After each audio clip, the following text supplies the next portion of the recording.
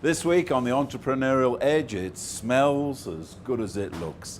Hi, I'm Chris Bishop. We're here in Craigle Park in Johannesburg for the story of a catering company called Fresh.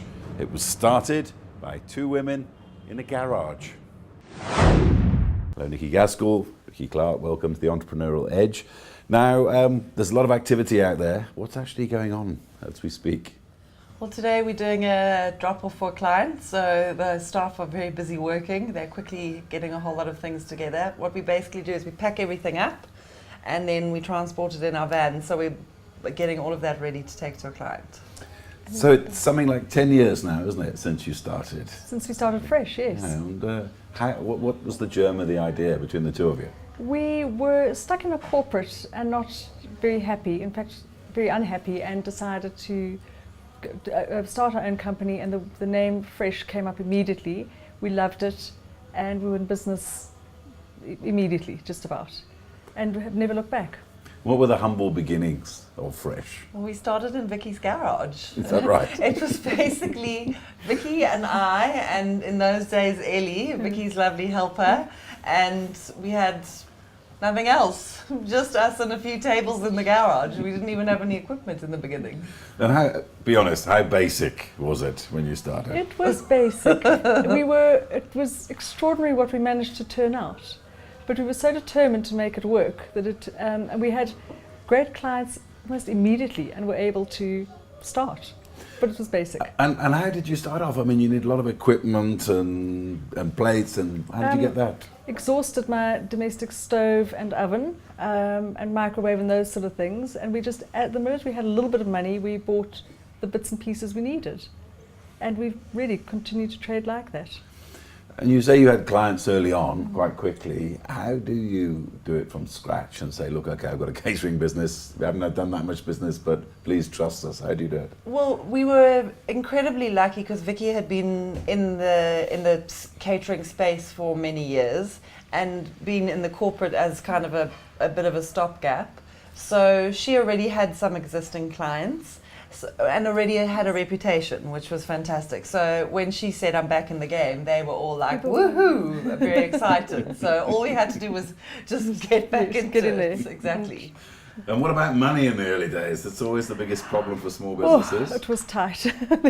there were many months where you didn't pay the telephone and the electricity bill in the same month. But we managed to make it work, and we had incredible help from two ladies in Dawnfontein that I'd worked with for years with equipment, who literally accepted our post-dated checks, and it was how we could start our kitchen, which was amazing. What are your memories of those early days and tight money? Well, I remember that when we hired our first full-time chef, which was probably about full-time chef, like our first grown-up full-time chef, besides sort of part-time domestic type chefs, was the first time that Vicki and I paid ourselves a proper salary at the beginning of the month.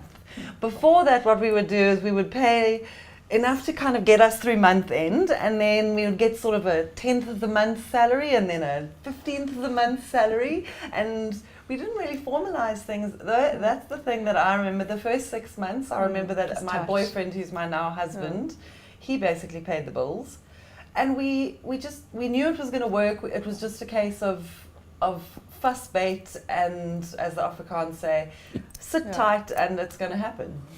Were there times though in those early days when you perhaps thought of throwing in the towel and packing it in? No, we were committed. We knew it would work, and it did work quickly compared to any other startup business. You know, it was incredible that we could do it with no capital, because you know you have a client who pays you a deposit, and with food, you know, when you eat it, it's gone, so they pay the balance very quickly. So we weren't investing in a lot of stock or anything. It was literally per function that we'd go and buy what we needed, and the money would come in. Okay, so what about growing the business? I mean, obviously family and friends, those are the first ones that you go to for functions and things, but what about going out there and garnering the support and business of strangers? How do you do that in a business like this? I think that a lot of it is presenting yourself as I wouldn't say bluster, because I think that we knew that we could do it, but I definitely think that you have to present yourself with the confidence, particularly to corporates, that this is who we are, this is what we are capable of doing, and once you've got the work, then you have to deliver. And that it's kind of breaking through once you've got that first big job and that first big client to give you that first big job. It rolls on after that, because once the first one trusts you, then that's how it kind of happens. And that's really that's how it happened for us. And they were, in fact, a lot of those clients. I mean, they are still our clients, and some were ones that I had previously.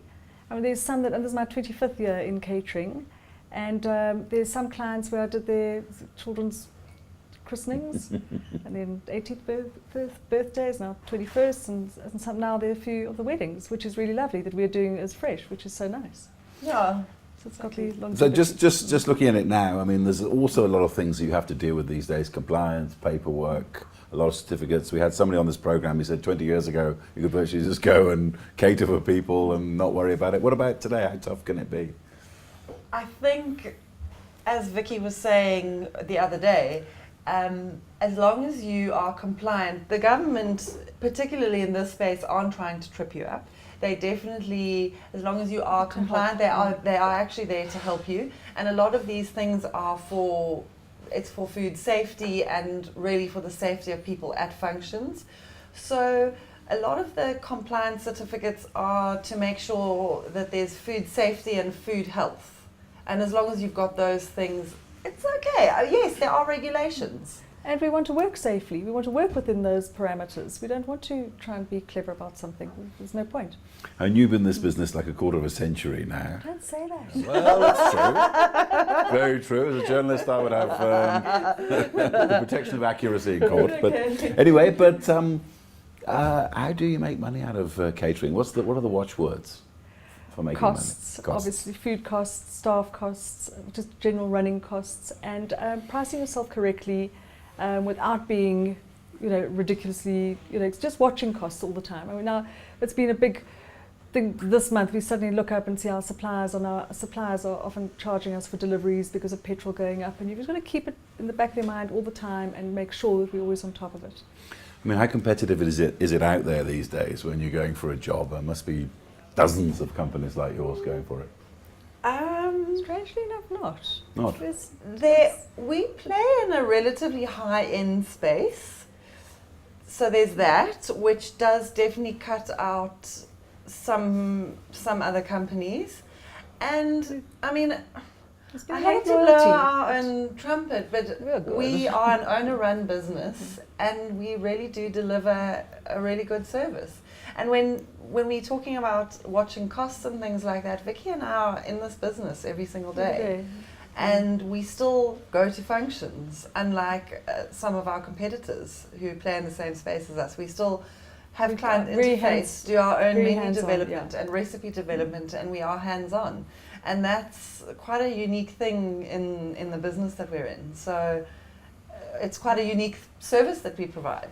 What have been the fastest rising costs in the last few years? Food is frightening. I mean, that lamb is the most expensive thing you can order, I mean, that we can serve to a client, and the cheapest is an oyster.